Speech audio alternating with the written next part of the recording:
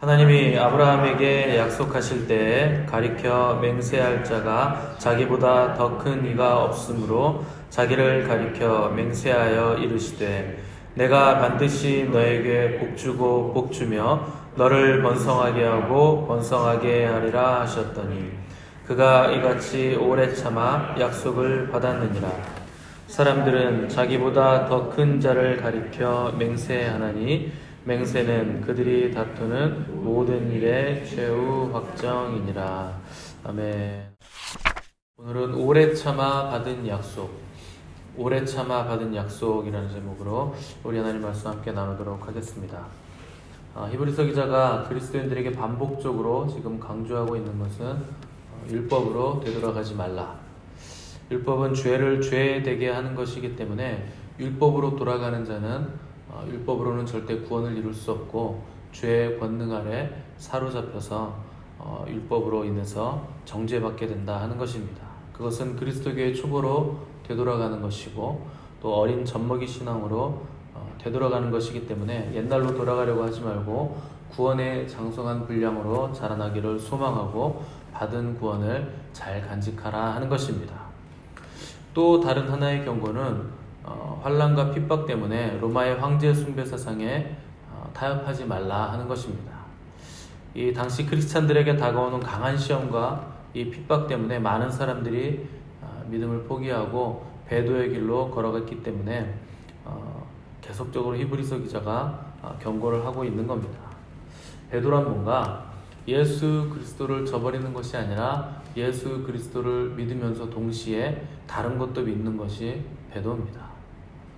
배도가 먼 나라 얘기 같고 먼 사람들의 얘기 같지만 언제나 우리에게도 이 배도의 위험성이 항상 존재하고 있는 이유는 주님을 믿으면서 동시에 다른 것도 믿으려고 하는 이 타협의 가능성이 언제나 열려있기 때문에 이것을 경고를 하는 겁니다.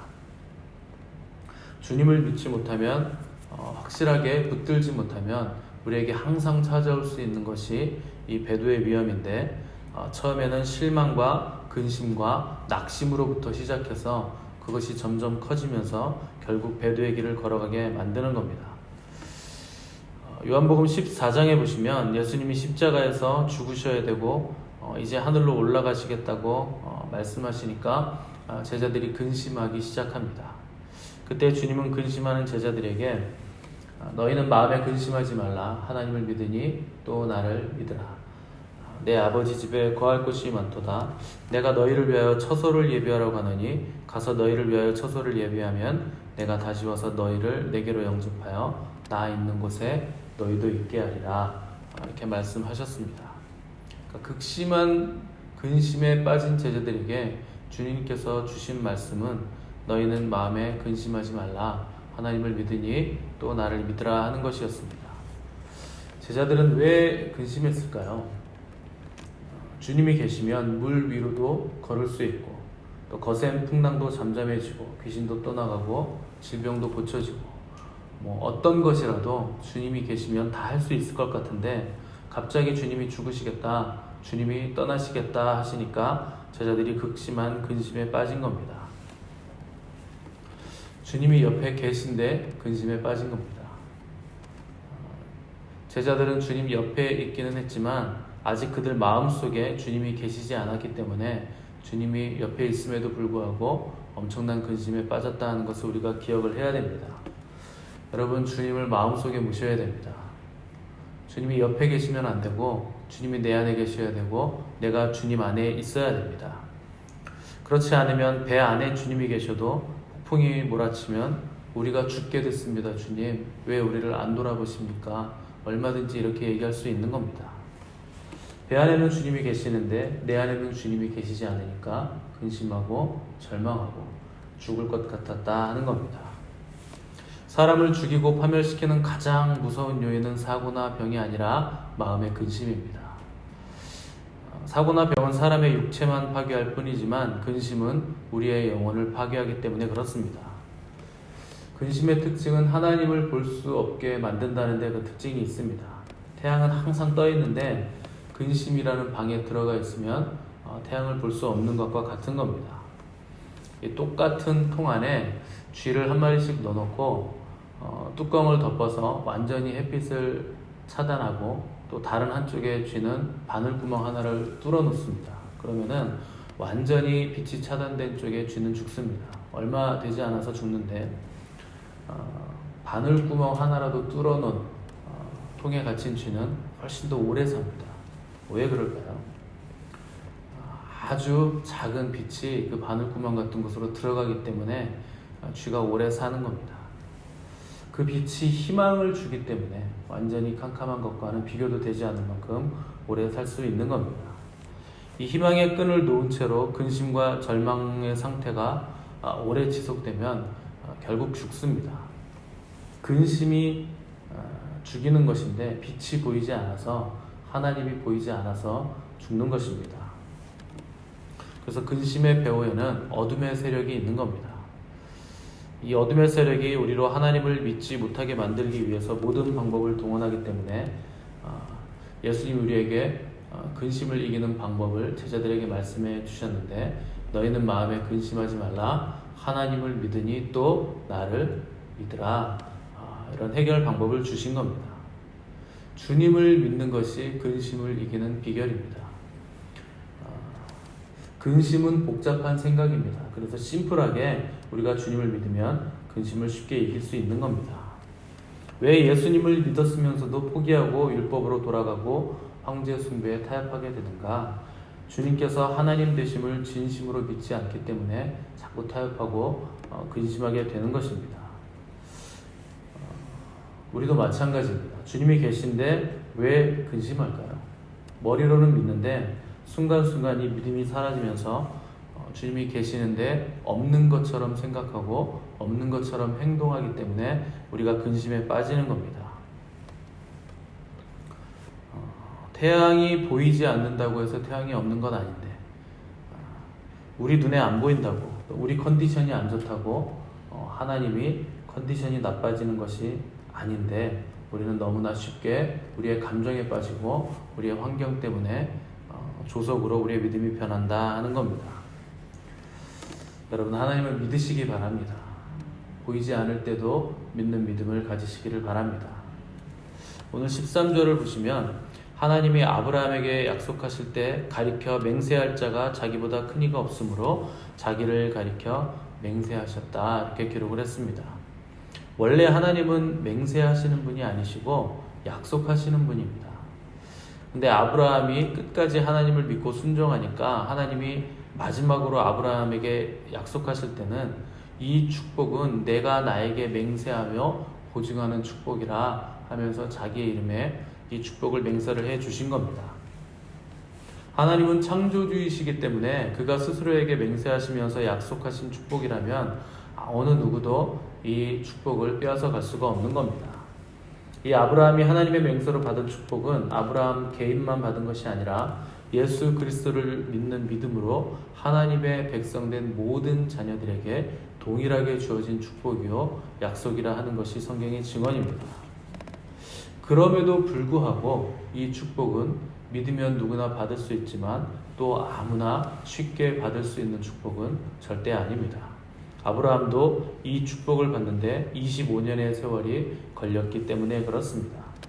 여러분들이 한 가지 하나님의 약속을 딱 듣고 받으면 그거 금방 될 것 같겠지만 곧 이루어진다 하나님이 약속하시면 최소 10년입니다. 하나님의 곧은 최소 10년, 조금 더 가면 20년, 그렇게 걸립니다.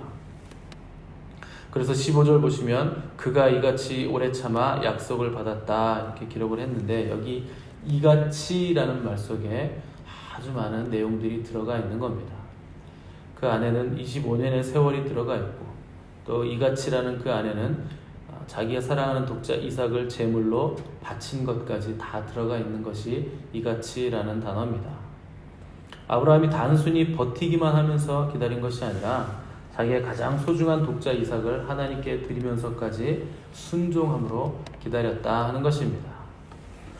여러분, 하나님을 기다릴 수 있어야 되는데 하나님을 기다린다는 것은 자기의 가장 소중한 것까지 포기하면서까지 기다린다 하는 뜻을 가지고 있는 겁니다. 하나님을 기다린다는 것은 하나님의 말씀을 붙들고 그 말씀을 의지하고 순종하면서 기다리는 겁니다. 노아가 비가 내리기까지 그냥 막연히 기다리기만 했다면 비가 내리기 시작했을 때 노아도 같이 홍수에 휩쓸려 떠내려갔을 겁니다. 근데 노아는 그냥 기다린 것이 아니라 말씀을 듣고 방주를 짓는 순종함으로 순종 가운데 기다렸습니다. 하나님의 말씀이 있기 때문에 그 말씀을 붙들었기 때문에 불가능한 일도 내가 할 수 없었던 일도 얼마든지 할 수 있게 되는 것입니다. 문제는 나의 능력이 아니라 순종에 달려 있는 겁니다. 하나님의 말씀을 따라 순종할 때 우리는 기적의 하나님을 목도하게 되는 것입니다. 우리 신앙에도 이 축복의 원리는 동일하게 적용됩니다. 오늘날 많은 크리스찬들은 하나님의 약속과 그분의 축복을 받으려고는 하는데 기다림 없이 받으려고 하기 때문에 신앙생활이, 그들의 믿음이 갈수록 천박해지는 겁니다.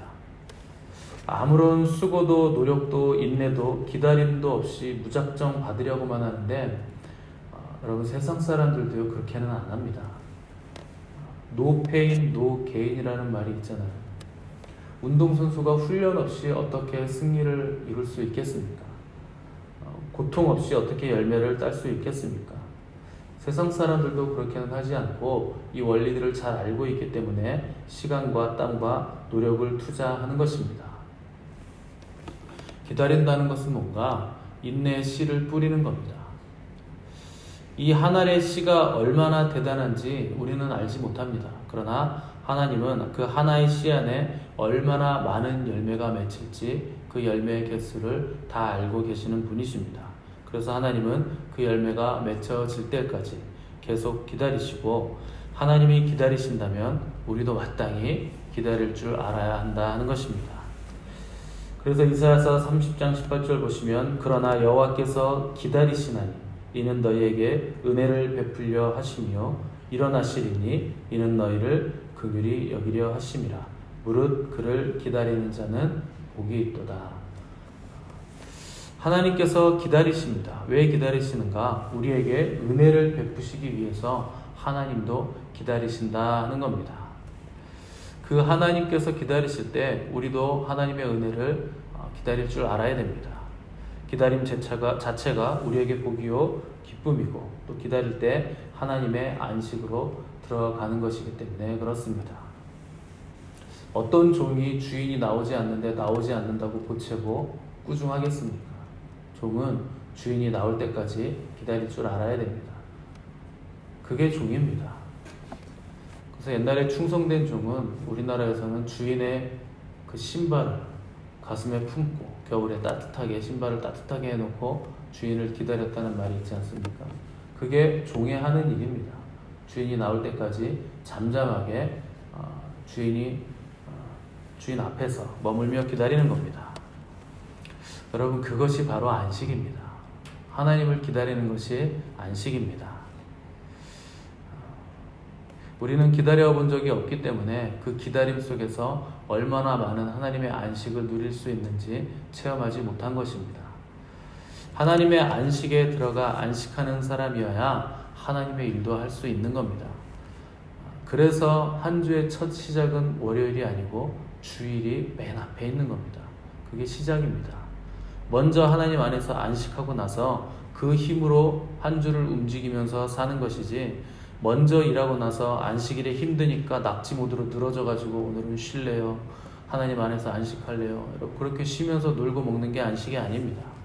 에스겔서 보시면 하나님께서 나는 그들을 거룩하게 하는 여호와인 줄 알게 하려 하여 내가 안식일을 주어 그들과 나 사이에 표징을 삼았노라 이렇게 기록했습니다. 안식일을 주고 안식을 주신 이유는 내가 그들을 거룩하게 하는 여호와인 줄 그들이 알게 하려 하기 위함이다 기록을 한 것입니다. 안식은 뭔가 우리가 하나님의 자녀여 거룩한 백성임을 나타내는 표징이라 하는 겁니다. 단순히 쉬고 놀고 먹는 날이 아닌 것입니다. 하나님을 모르는 사람들은 이렇게 앉아있느니 뭐라도 좀 해보자, 이렇게 자주 말합니다. 그러나 크리스찬은 하나님이 말씀하시지 않으시면 잠잠히 기다릴 줄 알아야 됩니다. 뭐라도 자꾸만 하기 때문에 하나님의 음성을 들을 수 없고 그분의 말씀이 들리지 않는 겁니다. 하나님께서 멈추시면 멈출 줄 알아야 되고, 하나님께서 움직이실 때, 하나님이 움직이라고 말씀하실 때 그때 움직일 줄 알아야 됩니다. 뭐라도 좀 해보자고 못 이겨서 막 이것저것 해보는 것은 그것으로는 절대 하나님의 의를 이룰 수 없는 겁니다. 계속해서 움직이시면 여전히 하나님의 음성은 들리지 않을 겁니다. 음성이 들리지 않으면 불안하게 여기가 길인가 저기가 길인가 여기저기 다니면서 더듬으며 헤매고 다녀야만 할 겁니다. 여러분, 무슨 일을 해서 주님을 기쁘게 하려는 것을 멈추시고 주님의 마음 안으로 들어가 가시기 바랍니다. 그것이 주님의 안식을 누리는 비결입니다. 약속 밖의 사람들은 절대 기다리지 못합니다. 여러분, 약속 장소에서 기다리는 사람들은 약속 안에 있는 사람들입니다. 약속이 없는데 누굴 기다리고, 약속이 없는데 왜 거기서 기다리고 있겠습니까? 약속 안에 있는 사람들만 기다릴 수 있는 겁니다. 기다리지 못하고 여기저기 다니면서 뭐라도 해보려는 사람들은 하나님의 약속 밖에 있는 사람들입니다. 우리가 기다리는 이유는, 우리가 주님 앞에서 안식하며 앉아있는 이유는 약속의 말씀이 있기 때문입니다. 이 성경은 하나님의 약속의 말씀으로 가득 차 있습니다. 이 말씀을 우리가 믿는다면 이 약속의 성취를 위해서 기다릴 줄 알아야 되고 그분의 안식을 누릴 줄도 알아야 됩니다. 그러므로 안식이 먼저이고 그 다음이 움직이는 것입니다. 그래서 성경은 그의 안식에 들어간 자는 하나님이 자기 일을 쉬심과 같이 자기 일을 쉬느니라, 이렇게 말씀하셨습니다. 안식이 먼저이고 안식에 들어간 자는 쉬기 때문에 먼저 안식으로 쉼을 얻으시고 그 다음에 움직이셔야만 하는 것입니다. 그러므로 이 안식의 기다림을 통해서 주의 약속과 축복의 말씀을 받으시기를 바라고 그 말씀을 따라 순종의 길을 걸어가므로 풍성한 열매를 맺으시는 저와 여러분 되시기를 간절히 바랍니다. 함께 기도하겠습니다.